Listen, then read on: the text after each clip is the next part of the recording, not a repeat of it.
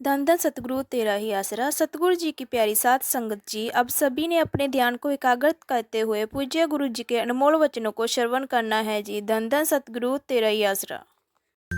परम पिता परमात्मा सदगुरु मौला ने मनुष्य शरीर सर्वोत्तम शरीर दिया है। ऐसा शरीर जिसका बराबरी, जिसकी तुलना किसी और से नहीं की जा सकती।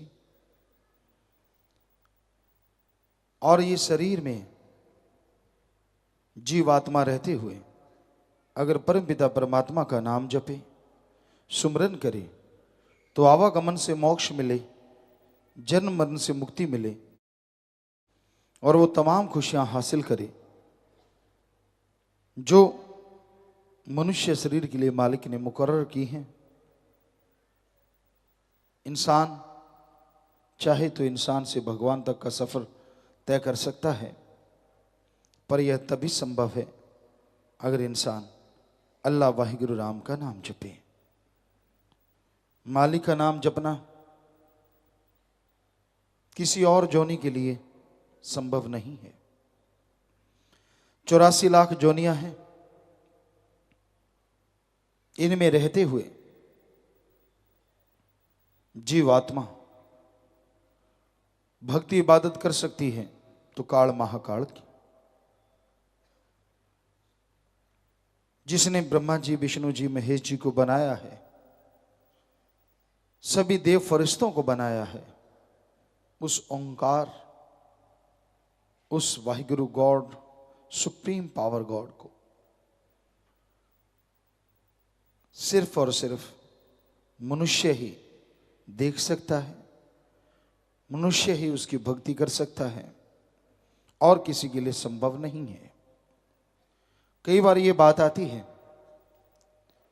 कुछ रूहें मालिक के नजदीक पहुंचती हैं, कुछ नजदीक होके भी दूर हो जाती हैं। इसकी क्या वजह है? ये कहा जाता है कि संस्कारी रूहें होती हैं। संस्कार कैसे बनते हैं?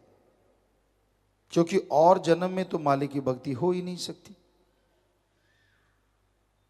और जन्म में भक्ति हो सकती है, ये संभव है।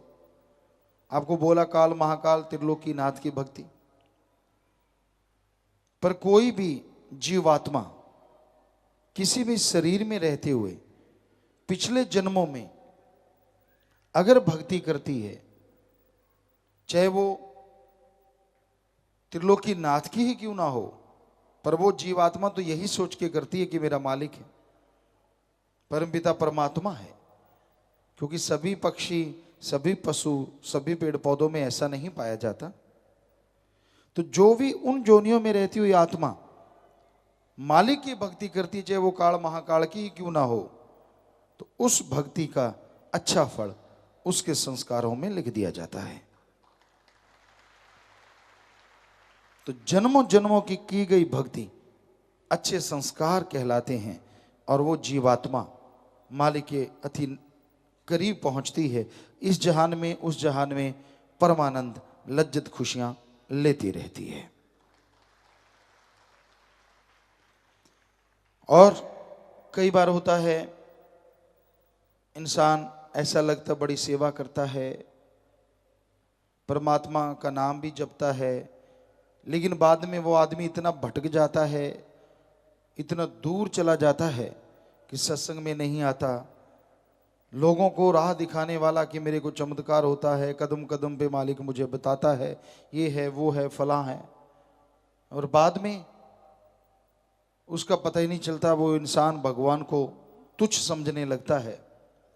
तो ऐसे लोगों के भी संचित कर्म होते हैं और इस जन्म के भी कर्म। संचित कर्म उन शरीरों में रहते हुए वो पाप कर्म में लगे रहते हैं। कोई भक्ति नहीं करना, समय गुजारते जाना। इंसान सोचता है ऐसे कैसे संभव है ऐसा संभव। पक्षियों की जोनी में आए, कीड़े मकोड़े खत्म कर दिए और किसी के अंडे फोड़ दिए, क्योंकि पक्षियों में, पशुओं में भी ईर्ष्या पाई जाती है। किसी को जीने नहीं दिया, उसको पीछे लग गए, चोटें पहुंचाई, दर दर भटकाते रहे, तो वो संचित कर्म उनके बुरे जुड़ जाते हैं। और फिर झूठ बोलना। अब आप में से कोई भी आदमी ये कहे कि मुझे मालिक के दर्शन होते हैं, दूसरा ये नहीं कहेगा कि तू झूठ बोलता है। पर मालिक को तो जानता है ना कि ये झूठ बोल रहा है, कोई चमत्कार नहीं, सब बकवास है। पर कोई उसे कह नहीं सकता, क्योंकि भक्ति के रास्ते में ये रीत नहीं है भक्त को टोका जाए, चाहे वो भक्त है ये चाहे नहीं है। मालिक को पर्दा मंजूर। आप किसी को कैसे देख सकते हैं कि जो वो बड़े बड़े टोटके सुनाता है अपना उल्लू सीधा करने के लिए, वो वास्तव में सच है या सब बकवास है? आप तो ये कहेंगे अच्छा ये तो बड़े भक्त जी आ गए, कभी आप उसे आसन देंगे, कभी हाथ बांध के बैठेंगे, कभी कुछ करेंगे, कभी कुछ। लानत लानत ऐसे मुरीद पे जो अल्लाह वाहिगुरु मालिक को छोड़ के, सतगुरु मौला को छोड़ के किसी और को उस रूप में देखता है। ऐसा नहीं होना चाहिए, कभी नहीं। क्योंकि सतगुरु अल्लाह वाहिगुरु राम तो सिर्फ एक ही है। जो दिखावा करता है, जो जितना ज्यादा शौफू करता है, उतना ही वो पाखंडी है, ढोंगी है। बचो ऐसे लोगों से। तो उसके यही संस्कार, क्योंकि पिछले जन्मों के बुरे जुड़े थे, इस जन्म में झूठ बोलता रहा अल्लाह के नाम पे, वाहिगुरु सतगुरु मौला के नाम पे, झूठ पे झूठ, झूठ पे झूठ, झूठ पे झूठ, तो उसकी बेड़ी में बट्टे डल जाते हैं और एक दिन बेड़ी मझधार में डूब जाती है, कुलें डूब जाती हैं। तो ये वजह होती है। कई बार लोगों के दिमाग में चलता है यार ये कैसे होता है। तो इस तरह से ये संभव है। मनुष्य शरीर में इंसान से भगवान बना जा सकता है, और मनुष्य शरीर में ही इंसान से आदमी शैतान से भी आगे निकल जाता है। इसलिए अपने दिमाग को मालिक के सुमरण में लगा के रखो, भक्ति इबादत में लगा के रखो। ओवर स्मार्ट कभी ना बनो। अपने आप को ये मत समझो कि मैं पता नहीं क्या चीज़ हूँ। उसने बनाया है तू वही चीज़ है, और वो जब मर्जी वापस बुला ले, ऐसी ही तू चीज़ है। तेरे बस में कुछ नहीं है। तेरे बस में है कि तू अपने अच्छे कर्म बना ले चाहे बुरे बना ले, वो भी भगवान के वचनों की वजह से। तू खुद मुख्तियार है, मर्जी का मालिक है, तू सरदार है, मुखिया है। इसलिए अच्छे कर्म कर। अपने आप को अहंकारी मत बना, मुझे सब पता, मैं जानता हूं, मुझे ये मुझे वो।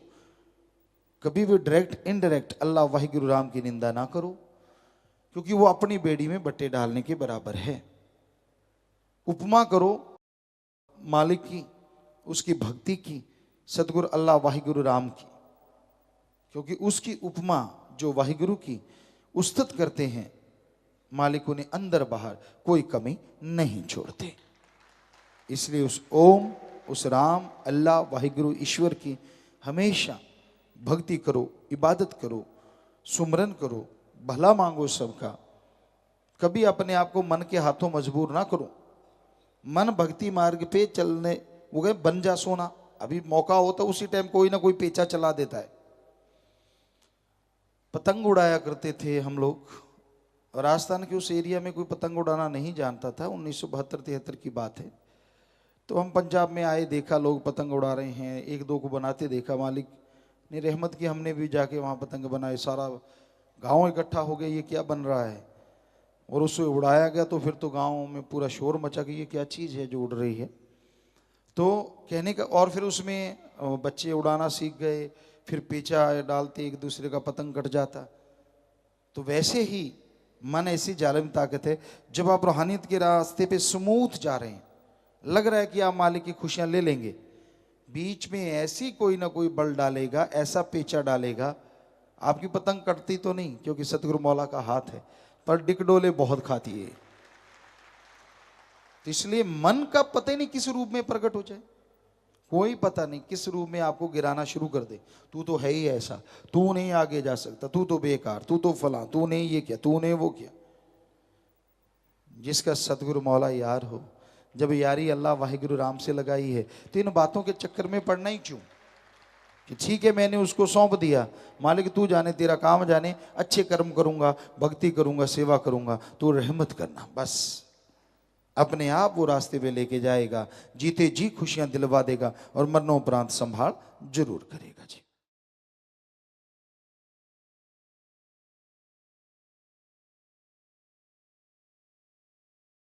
इंसान सुख शांति परमानंद चाहता है। हर इंसान की इच्छा होती है उसे सुख मिले, असीम शांति मिले, परमानंद मिले, जीवन बहार की तरह गुजरे, कोई कमी न रहे। इच्छाएं हर किसी की मर्जी है, जितनी मर्जी रख सकता है, लेकिन जब इच्छाएं बढ़ती जाती हैं तो उनका मक्कड़ जाल इंसान को घेर लेता है, इंसान को बर्बाद करने लगता है। तो सुमरन भक्ति इबादत करो, दीन दुखियों की मदद करो, सबका भला मांगो और करो, सबसे बेगर्ज निस्वार्थ भावना से प्यार करो, किसी का दिल ना दुखाओ। सेवा सुमन करते हुए रूहानियत इंसानियत के रास्ते पे आगे बढ़ते चले जाओ तो मालिक अंदर बाहर किसी तरह की कोई कमी नहीं छोड़ता। वो अल्लाह, वो वाहिगुरु, वो राम, वो गॉड, वो खुदा, एक ही ताकत है, एक ही शक्ति है, जो एक होते हुए भी दोनों जहां की खबर रखता है। सारी त्रिलोकी बहुत बड़ा एरिया है। इंसानों की गिनती देखें तो अरबों खरबों में पहुंच रही है। पेड़ पौधे, पक्षी, जीव जंतु, कितनी गिनती मानेंगे, शायद संख्या कम पड़ जाएगी इंसान की बनाई हुई। पर बहुत जोनियां हैं, उसमें बहुत आगे जीव जंतु, पेड़ पौधे, पता नहीं कितनी संख्या एक प्रजाति की है, एक जाति की है। उसके बाद ये तो एक त्रिलोकी है, ऐसी सैकड़े त्रिलोकियां हैं, हमारे धर्मों में लिखा है। अगला जहान, यहां आत्माएं वास करती हैं, उनकी सजा का, उनकी खुशी का, स्वर्ग नरक का सारा सिस्टम वहां है। तो कितनी हैरानी है कि एक ही सबको देख रहा है और वो एक ही सबके अंदर मौजूद है। कमाल है उस अल्लाह का, कमाल उस वाहिगुरु का। नाम जरूर अलग हैं। पानी को पानी कह लो, जल कह लो, वाटर वाशर, आब, नीलू, नीरू। पानी को जल कहने से या आब कहने से पानी का स्वाद या रंग नहीं बदलता।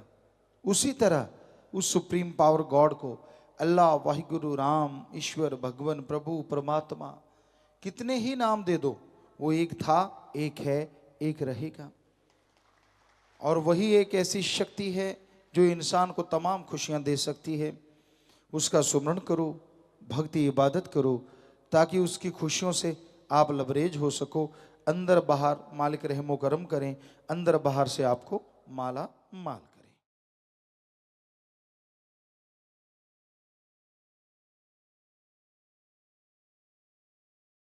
इंसान इस संसार में सदा खुश रहना चाहता है। कोई भी इंसान ऐसा नहीं होता जो गमगीन रहना चाहे, दुखी रहना चाहे, परेशान रहना चाहे। पर इस सुख नाम की चीज को पाने के लिए लोगों ने बहुत सारे रास्ते बना रखे हैं। सबसे बड़ा रास्ता, सबसे अहम रास्ता जो लोग सोचते हैं वो है रुपया पैसा। ठगी मारी, बेईमानी, किसी का हक मार के खा गए, कमजोर को दवा देना, हर तरीके से लोग पैसा कमाते हैं, नाजायज तरीके से ज्यादा, और सोचते हैं उससे सुख मिलेगा। हमारा जिंदगी का तजुर्बा है, हमारे धर्मों के संत, पीर, पैगंबर, गुरु साहिबान, महापुरुषों का जिंदगी का तजुर्बा है। परमपिता परमात्मा की उनके अंदर आवाज आती, उसका तजुर्बा है। माया होई नागणी जगत रही डहकाए, जो इसकी सेवा करे उसको ही ये खाए। पाप जुल्म की कमाई किसी को आत्मिक शांति, बाहर शांति नहीं लेने देती। जैसे जैसे पाप जुल्म की कमाई बढ़ती जाती है, घर से प्यार मोहब्बत सब चला जाता है, शरीर रोगों का घर बन जाता है, परेशानियों का आलम, टेंशन, चिंता, बिना वजह शरीर रोगों का घर बन जाता है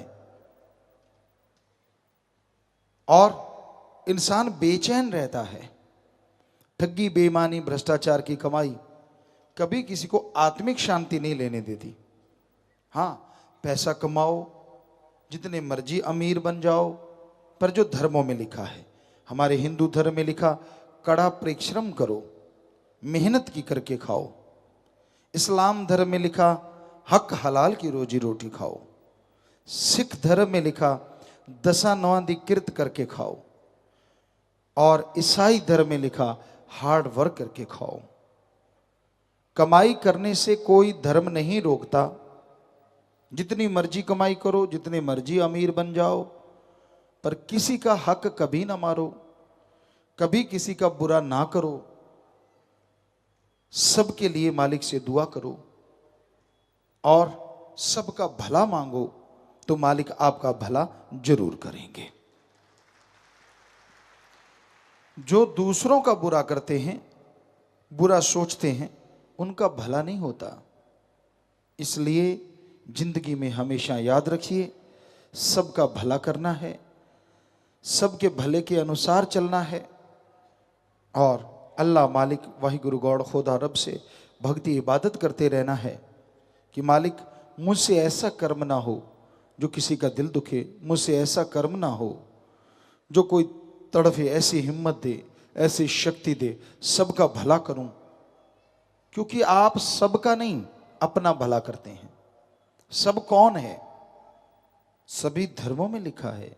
हिंदू धर्म कहता है सब मालिक की औलाद, ईश्वर की औलाद हैं, संतान हैं हम, एक पिता एक के हम बारिक, गुरु साहबान कहते हैं। सिख धर्म के अनुसार, इस्लाम धर्म में अल्लाह ताला ने आदमियत की जात बनाई है और हम सब एक ही मालिक की औलाद हैं। और यही ईसाई धर्म कहता है, the God is one, humanity our caste. बात एक ही है, इंसानियत हमारी जात है, हम सब एक हैं। तो इसलिए किसी को बुरा ना कहो। अगर आप में हिम्मत है तो अपने खुद के अवगुणों को दूर करो। अपने गुण गाते लोग थकते नहीं, दूसरों के अवगुण गाते नहीं थकते। वो भूल जाते हैं जो आप गाते हैं वो चला जाता है। खुद का गाते हो चला जाएगा, दूसरे का गाते हो आपके अंदर आ जाएगा। अब दूसरों के अवगुण गाते हो तो आपके अंदर अवगुण आएंगे, खुद के गुण गाते हो तो खुद के गुण चले जाएंगे। इसलिए अपने अवगुण देखो, चाहे गाओ ना, भक्ति इबादत करो, मालिक का सुमरण करो, एकांत में बैठो, खुद में जो अवगुण हैं, खुद में जो कमियां हैं, उनको दूर करो और ईश्वर की भक्ति इबादत करो। सबका भला मांगो, मालिक आपका भला जरूर करेंगे।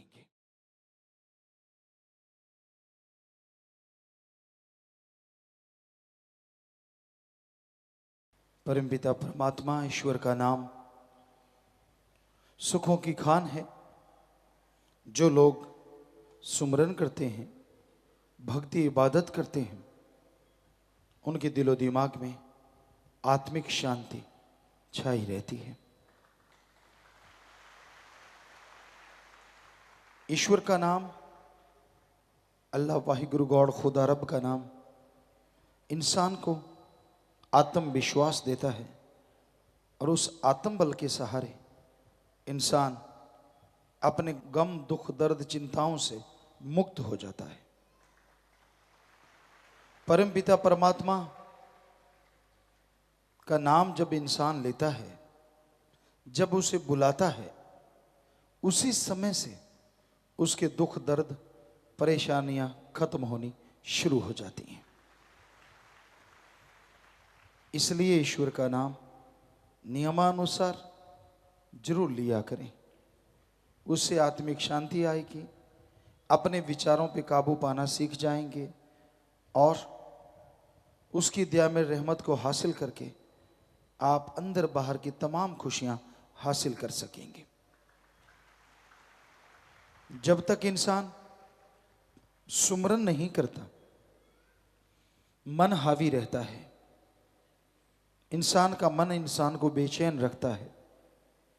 इसलिए मन से लड़ना सीखो, सुमरन करो, भक्ति किया करो, ताकि मन हावी ना हो, भक्ति खत्म ना हो और उसकी कृपा दृष्टि के काबिल आप बनते चले जाएं। सेवा सुमरन से बढ़ के दुनिया में और कोई कार्य नहीं है जो आत्मा को सुख दे, जो आनंद दे, और उस पे कोई दाम नहीं लगते। अल्लाह वाहिगुरु का नाम अनमोल है, पर बिन मोल के पीर फकीर देते हैं। आदमी इसीलिए शायद कदर नहीं करता।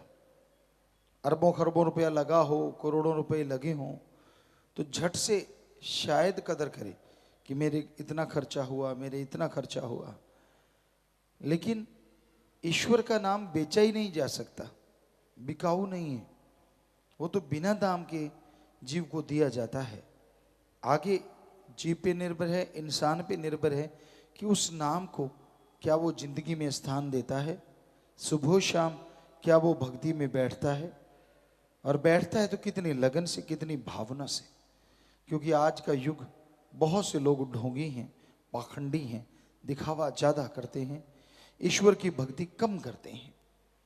तो जब तक आप सच्चे दिल से, भावना से ईश्वर की भक्ति नहीं करेंगे, तब तक वो मालिक, वो परमात्मा आप की कृपा दृष्टि नहीं करेंगे और आप आत्मिक शांति से महरूम रहेंगे, खाली रहेंगे। तो इसलिए भाई, चलते, बैठ के, लेट के, काम धंधा करते सुमरन जरूर किया करो, क्योंकि किया गया सुमरन आपको मालिक से मिलाता है, आपके तमाम गम, दुख, दर्द, चिंताओं से आज़ादी दिलवा देता है। इसलिए सुमरन में ध्यान जरूर लगाया करो।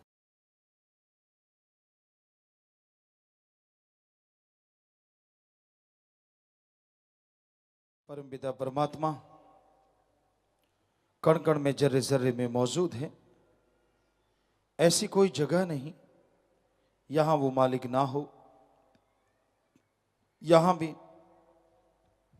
सच्ची भावना से, सच्ची तड़फ से, लगन से कोई उसे याद करता है, वो परम पिता परमात्मा कण कण में, जर्रे जर्रे में बैठा नजर आता है। अंत्यकरण में है वो, हर जगह है वो। इंसान अपने आप को उसके काबिल बनाने के लिए अच्छे कर्म करे, वचन सुने और अमल करे। यकीनन जन्मों जन्मों के पाप कर्म करते हैं और मालिक के नूरी स्वरूप के दर्शन होने शुरू हो जाते हैं। जैसे ही मालिक का नूरी स्वरूप प्रकट होता है, इंसान वो तमाम खुशियां हासिल करता है जो मालिक ने इसके लिए मुकर्रर की हैं, जो मालिक ने इसके लिए रखी हैं। वो खुशियां, वो लज्जत, वो रहमो करम इंसान को मिलता है जिसके बारे में लिख बोल के बताया नहीं जा सकता।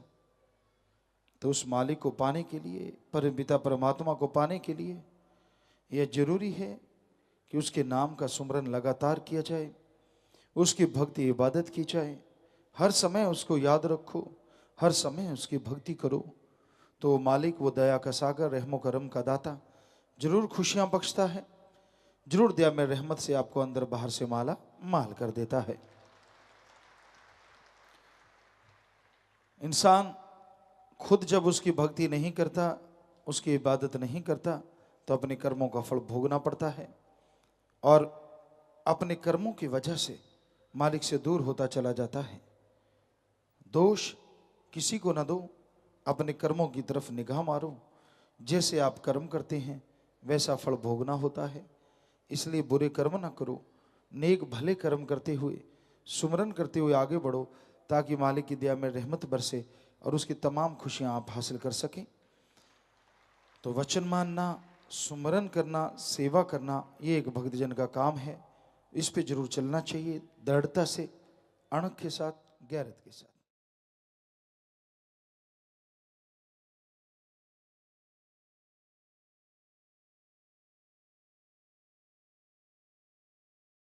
धन धन सतगुरु तेरा ही आसरा। सतगुरु जी की प्यारी सात संगत जी, आप जी ने बहुत ही प्रेम पूर्वक सतगुरु जी के वचनों को श्रवण किया।